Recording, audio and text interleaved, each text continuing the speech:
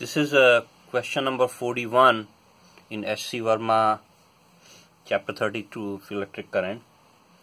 We need to find out the equivalent resistance between point A and between point B. All of these resistors are value R everywhere. If we try to find a simple combination of series and parallel resistors, then that does not seem to apply anywhere here. We cannot break this resistance to combine with anything, or you try all sorts of these things, but it does not happen. So another possibility to solve this problem would be to set up the voltage here and a current here, and then somehow try to find out the current flowing in all these branches, and then try to find the total current flowing in this branch and divide this voltage by this voltage, and then you use all sorts of Kirchhoff's law, Kirchhoff voltage law, Kirchhoff current law, solve for the current flowing into this with respect to this voltage E, and then phi R equivalent is equal to voltage divided by R. But if you look closely at this circuit, there is one hint, and that hint is that these resistors are of proportional or same value. That means we can exploit some kind of symmetry in this circuit.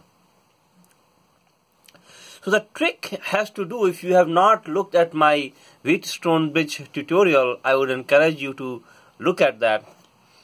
But the key place to focus are this. Look at this loop, AYB and AXB. These two paths are symmetrical.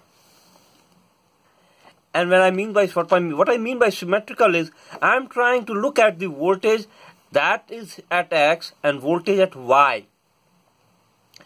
So if you start tracing this trace from AYB and AXB, the same amount of current will flow, because this path is also seeing the same kind of circuit as this path.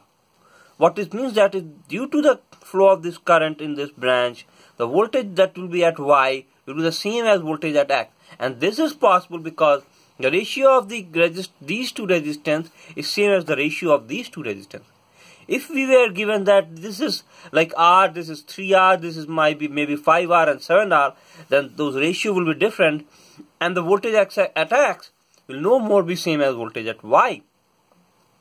When the voltage at X is same as voltage at Y, that means that there is no flow of this current in this branch. When there is no flow of this current in this branch, that means we can totally remove this resistor from this picture, because equivalent resistance is nothing but finding this current flowing in this circuit when we apply this voltage in this whole circuit. So the equivalent resistance of this circuit is the same as the equivalent resistance of this circuit with this resistor removed, and we can apply only because the voltage between these 2 points are same because of the nature of the symmetry. And this problem would probably still apply if this resistor were R and this were 2R, and this R and this 2R, because in that case also it would still remain symmetrical as far as the voltage at X and voltage at Y is concerned. So with this thing, we are now come back to this. This problem is highly simplified. This resistor is R, this is resistor R. R are in series, become 2R right here, something like this. And this R and this R become 2R right here. So the circuit simplifies to 2R, and this resistor R in parallel. So we get 2R and 2R equivalent to R. Two same resistors in parallel becomes half. So 2R in parallel becomes R, 2R by 2 or R. Now R and R are in parallel, so their equivalent resistance is equal to R by 2. Of course, I have done this for explain. You have to write it down everything in the answer.